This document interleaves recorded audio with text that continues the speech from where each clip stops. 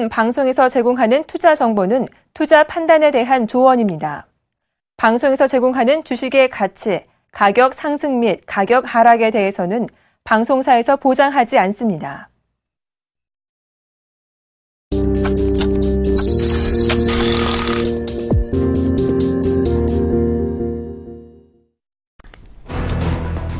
미국의 지난주 신규 실업수당 청구 건수가 전주보다 증가했으나 4주 평균 건수는 8년 만에 최저 수준으로 감소했습니다.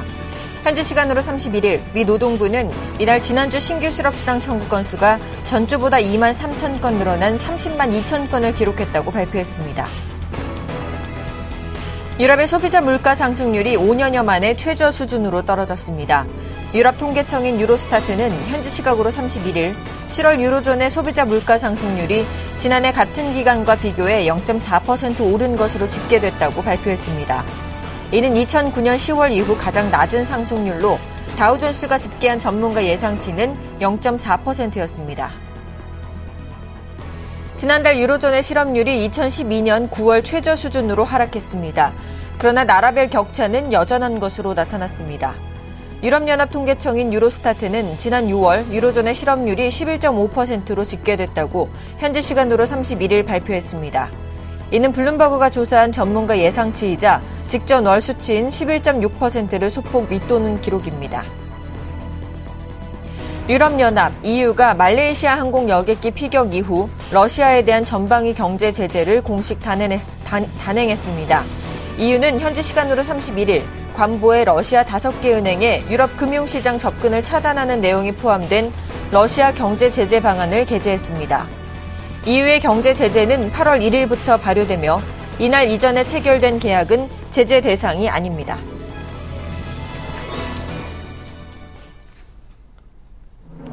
시청자 여러분 안녕하십니까? 출발 증시와이드 1부의 김동현입니다.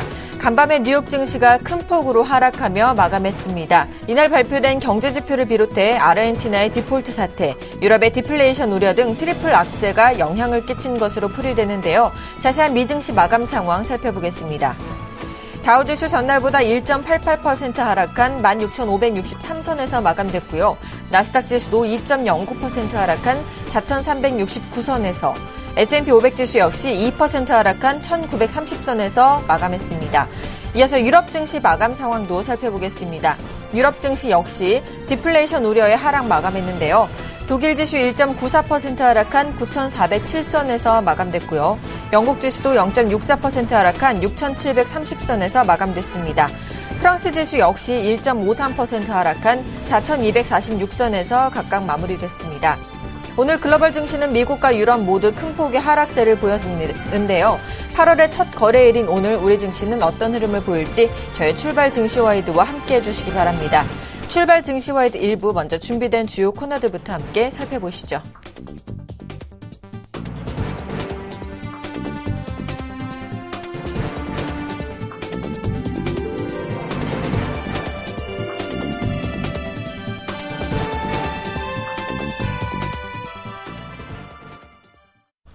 네, 첫 시간 청손촌놈 샘플러스 신창환 전문위원과 함께하는 증시타파 시간입니다. 대표님 안녕하세요.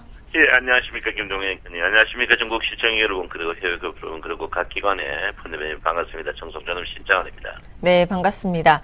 어저께 우리 증시 코스피와 코스닥 시장에서는 조정이 나왔습니다. 특히 코스닥은 어제 장중 530선까지 떨어지는 조정을 보이면서 대표님 말씀대로 520선을 터치하지 않을까 하는 우려감도 나왔는데요. 자, 오늘 간밤에 뉴욕 증시에 2%대 폭락이 있었습니다. 오늘 염려스러운 장이 예상되는데 오늘 장 전망 부탁드리겠습니다. 그러세요. 사실 글로벌 증시는 일주일 전부터 계속 떨어졌었습니다. 우리나라 증시가 이제 계속 떨어가 그런데 글로벌 증시는 일주일 전부터 이제 계속 떨어졌는데 하필이면 주가가 선거 끝나고 떨어진다. 이게 좀 특이한 그런 부분 증상이 아닌가 이렇게 생각하는데 이번에 이미 기관들이 고의적인 게 드러났죠. 주가가 주식을 사면서 선물을 엄청 팔았죠. 팔았는 그런 부분이다. 이렇게 하면 주식은 일단 2조 정도 사고 선물은 2조 팔고 이런 식으로 해서 기관들은 전혀 손이 없는 그런 부분이 아니었나 이렇게 생각을 하고 있습니다. 자, 글로벌 증시가 글쎄요. 모처럼 항시 최대한 정석으로 하려고 하고 있습니다. 글로벌 증시 큰 폭의 하락. 이거는 당연하게 받아들여야 되는 그런 부분이 아닌가 생각하는데 어제 다우존스 지수, 그리고 나스닥, 그리고 S&P 500. 특히 이제 그 반도체 지수는 이미 벌써부터 떨어졌었습니다. 우리 그때 벌써부터 떨어졌는데, 이 타격이 조금 굉장히 크지 않을까 이렇게 생각하고 있고요. 일단 저는 오늘 아침에 일단 270p, 선물 270p 종합주가지수로 15포인트 이상 하락하지 않을까 이렇게 생각을 하고 있습니다. 그래서 그 부분을 여러분 좀 한번 면밀히 한번 봐줄 필요 있지 않나 이렇게 생각합니다. 저도 굉장히 이번에는 뭐 여러모로 선거 주가가 저는 뭐 없다고 생각했는데 있는 것 같아요. 저도 굉장하게 충격을 좀 많이 받았다 이렇게 보는데, 어쨌든 간에 여러분 오늘 대응하기가 힘드실 겁니다.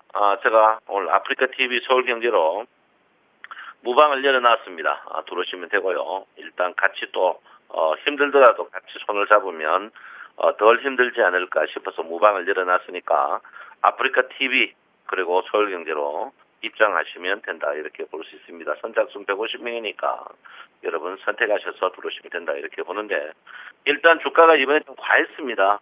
저는 뭐 여러분에게 말씀드리지만 2020포인트 이 부분에서 주가의 추가적인 상승은 굉장히 오버슈팅이라고 하는데, 제가 볼 때는 굉장히 빠른 속도로 한 번만 내려오지 연속으로 내려오지 않을 것 같아요. 왜 그러냐면 기관들도 요즘에는 국민들의 의식을 굉장히 많이 하고 있고, 또 자기들이 당선됐기 때문에 손가락 받을 짓은 별로 안 할 거로 이렇게 생각하고 있습니다. 그래서 바로 오늘 하루 정도는 그렇지만 연속적으로 이제 뭐 2,000포인트 하방을 이탈시키고 이런 거는 안 할 걸로 저는 생각하고 있고요. 일단 오늘은 여러분께서 이제 11일평의 지지 여부가 굉장히 이제 중요한 그런 부분이다 이렇게 봅니다. 그래서 11일평이 오늘 제가 볼 때는 한 10포인트 정도 되는데요.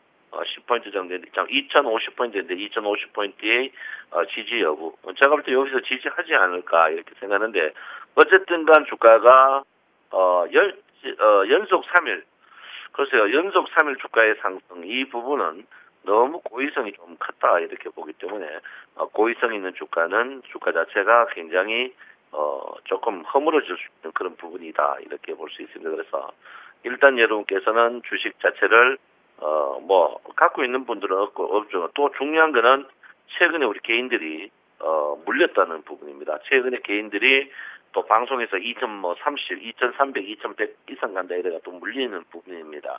뭐 그걸 어떻게 하느냐 뭐 묻는 분 있지만, 개인들이 계속 선물 푸 있다가 갑자기 선물을 또 곡지에 6천억 샀어요. 없는 돈 6천억 사버렸습니다. 6천억 샀다는 것은 꼭지에 6천억, 오늘 빠지면은 한 개당 한 포지션당 350만 원 물먹는 또 이런 굉장히 어려움이 또 있지 않을까 이렇게 생각하고 있습니다. 그래서 글쎄요, 남하고 반대로 가야 된다는 게 굉장히 힘듭니다. 돌 맞는 길인데 이제 이 반대로 가는 길도 정석으로 간다면은 그 길을 가야 되지 않을까 이렇게 생각을 하고 있습니다. 그래서 정석적으로 가자 이렇게 봅니다. 뭐 1, 2%의 그 정석 외에 갖고 정석을 가지 않으면 안 되는 그런 부분이 있듯이 정석으로 가는 게 현명하다 이렇게 보고요. 일단 그물망 차트의 집중력이 2020포인트 이하에 있습니다. 여러분 아다시피 이제 우리가 그 사이 많이 경험을 했죠. 그물망 차트의 이탈 부분은 항시 그물망 차트에 들어온다는 게 이런 부분이 있기 때문에 여러분께서 그물망 차트를 좀 참조하시는 그런 부분. 그리고 주가가 고점에서 제일 잘 맞는 보조 지표가 RSI입니다. RSI의 부분, 이런 부분을 한번 이제 RSI가 침체해서 오늘 이탈한다면은 주가 자체. 이 RSI는 고점에서만 맞는 지표입니다. 이번에는 모든 주가의 상승이 지표가 뭐가 없었습니다. 뭐 그냥 속된 말로 과감하게 올라가는 그런 부분인데, 여러분 지표를 해야 되는 그런 부분이 아닌가 이렇게 생각하고 있습니다. 그래서 뭐 우리가 아무리 지표가 안 맞을 수는 없죠. 노벨상 타는 사람들이 만든 거기 때문에 그런 부분 같은 오늘 RSI 지표의 하방 이탈 부분, 이 부분이 굉장히 조금 의미를 두는 그런 부분이 아닌가 이렇게 생각하니까, 만약 오늘 장중에 RSI가 하방 이탈한다, 그렇게 되면 주가는 여러분들이 굉장히 좀 힘들어지는 부분, 그리고 이번에 주가가 2020에서 90까지는 우리가 없는 주식이 같다 싶지만 우리가 빠질 때는 우리 주식이 빠질 가능성이 굉장히 높다. 이렇게 제가 분명히 말씀드립니다. 제가 5분에 코스피는 조금 일찍 팔아가 죄송한데요. 코스닥은 5분에 여러분 제때 정확히 맞지 않았나 이렇게 생각합니다. 코스닥은 여러분 아다시피 우리 개인들이 코스닥을 78% 정도, 80% 가까이 있어가지고 실제로 코스피 상승은 우리하고 별로 상관이 없습니다. 코스닥이 문제인데요. 참 염려스럽습니다. 염려스러운데 코스닥의 이번에 하락은 데미지가 너무 큰 것 같아요. 어제도 여러분 보다시피 27포인트까지 갔는데 코스닥 제가 이제 520까지 갑니다라고 했습니다. 520까지 갑니다 했는데 진짜 가버리네요. 가서 저도 굉장히 당황스럽습니다. 코스닥은 당황스러운데 제가 누차 여러분에게 했죠. 이번에도 뭐 주식이 제가 항시 지론을 펴는 게 1등 주식 가자 했는데 근데 기관들이 1등 주식으로만 끌어올리는 그런 부분입니다. 그래서 코스닥도 여러분 이번에는 쉽지 않을 걸로 생각하고 있고요. 저는 아직도 코스닥은 현금화해야 되는 부분이다. 이렇게 여러분에게 누차 말씀드립니다. 그래서 오늘 제가 목표 하락 목표 520 가까이 대를 갈 것 같고요. 일단 여기서 횡보 국면의 짧은 반등이 있을 것 같습니다. 그때 여러분 코스닥을 현금화하는 부분이 굉장히 중요하다 이렇게 보고요. 코스닥도 그렇고 코스피도 그렇고 이번에 이제 고의성이 굉장히 많이 보입니다. 고의성이 왜 보이냐면 은행이 실적이 안 좋거든요. 근데 은행 실적 좋다 그런 거짓말까지 해가지고 주식을 이번에 올렸습니다. 그리고 최근에 주식 이번에 올리면서 우리나라가 그 주식에 관계된 가장 큰 요소가 환율과 여러분 아시다시피 그 원화인데 환율인데 환율과 금리인데 환율이 우리 그에게 굉장히 불리하게 돼 있는데 그거 한 마디도 이런 방구도 하지 않았습니다. 그래서 제가 볼 때는 참 나쁜 것 같고요. 저도 물론 뭐 신문을 다 봅니다. 다 보는데 모든 신문이 정신 좀 차려야 될 것 같아요. 보수지들은 정부에만 칭찬만 하고 있고 또 개혁지들은 너무 투쟁만 합니다. 그래서 실제로 우리 개인들을 위한 게 아니다 이렇게 보고 이 환율에 대해서 깊이 있게 한번 이야기해야 되는 그런 부분들은 너무 간과하지 않았나. 너무 정쟁에 신경 쓰는 그런 언론이 아닌가 이렇게 생각합니다. 그래서 제가 볼 때는 그런 부분을 조금 배제하고 진짜 우리 개인 투자자들이 안 당할 수 있는 부분. 사실 이 코스닥도 이 환율 부분이었거든요. 환율 부분인데 이런 부분을 조금 깊이 있게 공부를 좀 해가지고 우리 개인들을 진짜 좀 위하는 그런 부분이 좀 필요하지 않나 이렇게 저는 생각하고 있습니다. 어쨌든 코스피는 주가가 오늘 장중에 일단 떨어졌다가 반등했다가 오늘 양봉인가 음봉이가 굉장히 중요한 그런 부분입니다. 제가 이제 여러분 곁에 어제도 여러분 전환선 한번 달 겁니다. 그런데 오늘 일단 전환선이 여러분 11일 평인 2054P입니다. 2054P를 지지를 받느냐? 지지를 받는다면 주가 자체가 이 자리에서 또 횡보 국면입니다. 근데 만약에 2054 하방을 한다면은 주가는 조금 더 기준선을 하방을 할 것이다 이렇게 봅니다. 저는 여러분 분명히 말씀드렸지만 2020포인트 이상에는 저는 분명히 주가는 오버슈팅이라고 했던 그런 부분이다 이렇게 보는데요. 하여튼 그런 부분을 여러분께서 인지할 필요 있는 부분이 아닌가 이렇게 생각을 하고 있습니다. 자, 오늘 8월이죠. 8월달 첫날이 왔습니다. 첫날이 왔는데 오늘 굉장히 재밌어질 것 같고요. 일단 외국인들이 700억 정도 돈 따고 있는 그런 부분입니다. 외국인들이 한 700억 정도 돈 따고 있는데 개인들도 표면적으로는 따고 있는데 사실은 아니죠. 금융투자의 공격이 금융투자하고 지금 외국인들이 붙었습니다. 이 부분의 공격적인 부분을 여러분께서 조금 인지하고 한번 봐야 될 필요 있다. 그리고 선물의 평균가는 굉장히 많이 올라서 262.50까지 올라왔습니다. 262.50까지 올라왔으니까 여러분께서 262.50 전후를 항시 선물의 평균 가격을 생각하면서 보는 부분이 중요하지 않을까 이렇게 생각을 하고 있고요. 자, 꼭지에서 큰 음봉 이거는 이제 굉장히 의미가 있죠.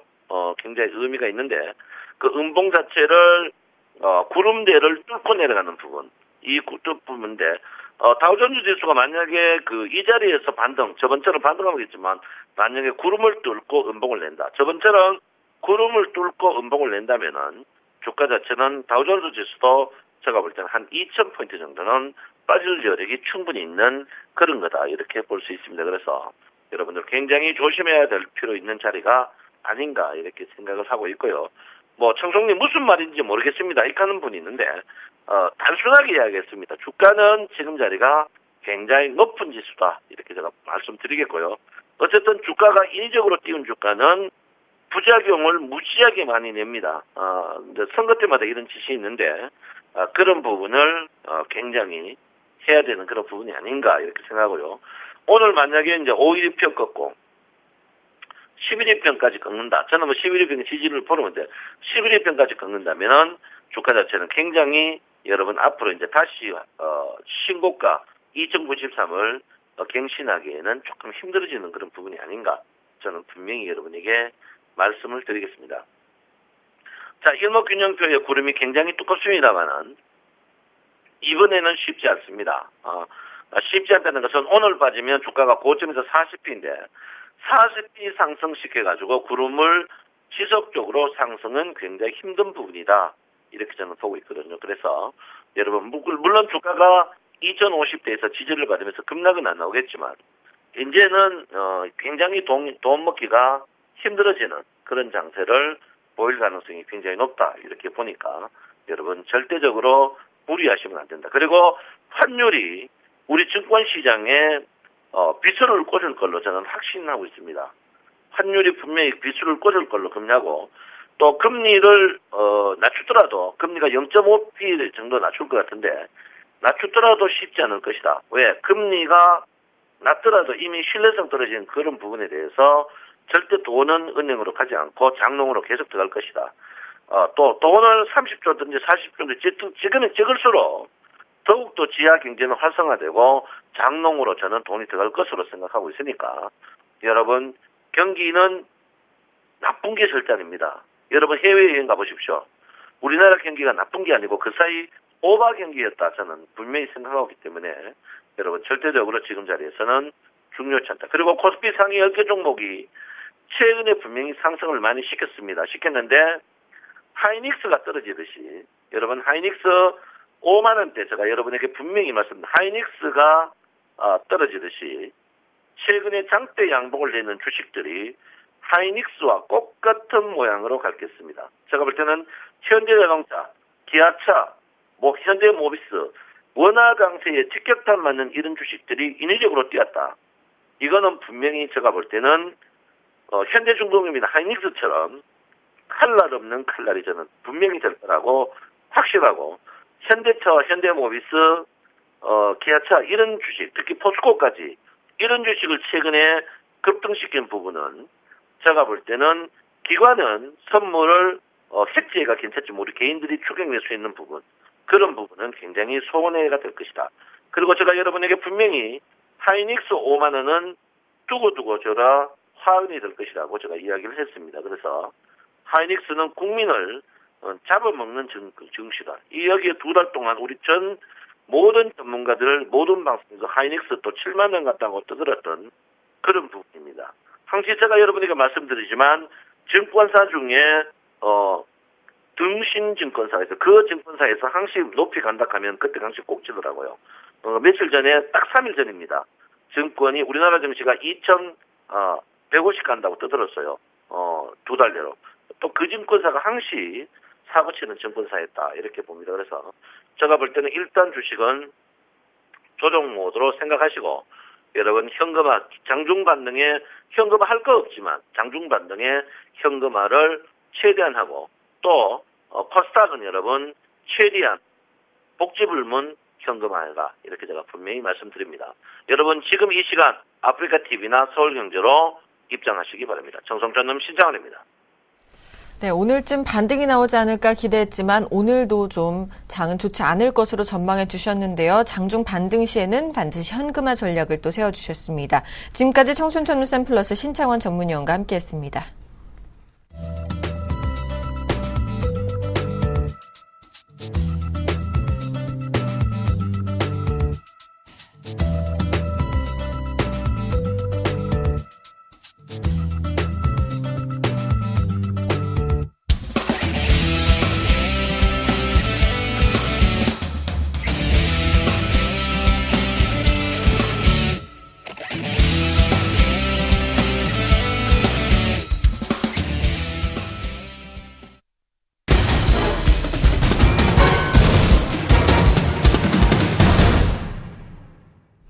오늘의 상한가 예상 종목을 알아보는 시간 슈퍼기미 이드코의 상한가 팩토리 시간입니다. 멘토님 안녕하세요. 반갑습니다. 반갑습니다. 나흘 연속 연중 최고치를 경신했던 우리 코스피 지수가 5일 만에 하락세를 보였습니다. 대표님이 어저께 외국인들의 선물 포지션이 약간 이상하다라는 말씀해 주셨는데 정말 시장의 조정이 나온 상황입니다. 간밤에 뉴욕 증시도 아르헨티나발 우려로 급락을 했는데 오늘 우리 증시에도 적잖은 영향이 있을 것 같습니다. 시장에 맞는 대응 전략 좀 세워주시죠. 일단 어제 같은 경우가 이제 어제 아침에 말씀드렸던 약간은 이상한 외국인들의 선물 포지션에 대해서 우리가 조금은 살펴볼 필요가 있다라고 좀 말씀을 드렸는데 역시나 어제 선물 쪽에서 외국인들의 좀 매도가 좀 나왔었고요. 그리고 아르헨티나 금융위기에 대한 그런 불안감으로 인해서 지수가 하락하는 모습이 좀 나아졌는데 일단 지수는 2090포인트까지 상승이 나왔을 때 제가 이런 말씀을 드렸어요. 현물은 그제 외국인들이 6천억 이상 매수하는 모습들이 좀 나와주었지만은 선물 쪽에서 400억 원, 그러니까 400억 원 매수한 날 6천억 원 넘게 매수한 금액과 현저하게 차이 나는 걸로 봤을 때는 이 부분들을 조금은 이상한 그런 포지션이다. 그리고 이 부분들을 체크 포인트를 두고 우리가 잘 살펴봐야 된다라고 좀 말씀을 드렸는데 역시나 어제 선물 쪽에서 1,000억 원 넘는 그런 매도세가 좀 나오면서 글쎄요. 아르헨티나 금융위기, 일단 중요한 부분들은요, 지금 시장의 조정의 빌미를 제공할 수 있는 어떤 단서들을 지금 내놓고 있다는 게, 중요한 부분인 것 같습니다. 근데 여기서 재미난 부분은요, 아르헨티나발 금융위기가 이번이 처음이 아니라는 사실이죠. 이번 연도 1월 중순 정도에 아르헨티나 정부에서 환율에 대한 방어를, 포기하게 되면서 페소화 가치가 급락을 했고, 이런 흐름으로 인해서 아르헨티나와 뭐 정치적 상황이 비슷한, 주요 그런 신흥국들 통화 가치가 좀 덩달아서 급락을 하게 되면서 글로벌 전체 시장들이 좀 단기적으로 좀 충격을 받았었는데, 이번에는 이제 금융위기가 아니라 딜포트라는 사실이 조금 우려가 되는 것도 사실입니다만은, 글쎄요, 제가 어제 이제 시장의 조정을 좀 예상한 것이 9월에서 10월, 그러니까 미국의 양적 완화의 축소요 시점에서 맞게 글로벌 금융시장이 조금은 조정 구간으로 진입할 수도 있는 그런 상황으로 만들어질 수도 있다라고 좀 말씀을 드리면서 그 시점을 9월에서 10월 정도로 예상을 한다라고 좀 말씀을 드렸는데 양적 완화가 이제 그 속내를 좀 들여다보면은 실제로 양적 완화가 축소되기 시작한 올 1월 달 정도, 1월 이후에 외국인들의 매매가 별다른 영향을 받지 않았습니다. 오히려 매수 강도를 늘리는 모습들이 좀 나아졌는데 중요한 거는 오는 10월 달에는 양정화가 완전히 끝난다라면은 더 이상 뭐 값싼 달러 유동성이 이제 추가로 공급되지 않는 만큼 이 부분들이 시장에 좀 조정의 빌미를 좀 제공할 수 있는 상황들이 좀 나올 수도 있다. 다만 제가 생각했을 적에는 냉정하게 봤을 때는 경험적으로 보면 미국의 금리 인상을 단행했던 뭐 과거 한 8번 정도 됩니다. 그 8번 정도 동안에 증시가 떨어진 것은 뭐 단 한 번밖에 없습니다. 금리 인상을 비롯해서 양적 완화가 종료라는 것 자체가 그만큼 경제에 좀 자신 있다라는 의미로 좀 받아들일 수도 있기 때문에 나쁘게 볼 만한 상황은 아니다. 해서 그 시점 계기로 이제 조정이 온다면은 주식을 강력하게 담아야 되는 시점이 되지 않을까.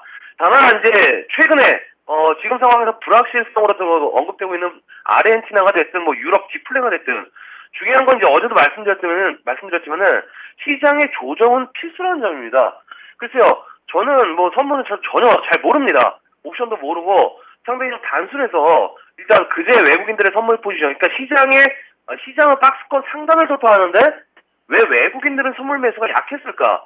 그리고 증권주들의 고점에 대한 부분들, 이런 것들이 복합적으로 봤을 때 어제 말씀드렸던 부분이 조금 일맥상통한 부분들이 좀 나오지 않았나 싶습니다. 해서 현재 시장에서의 고점을 논할 자리는 저는 장기적으로 봤을 때는 아니라고 보고 있습니다.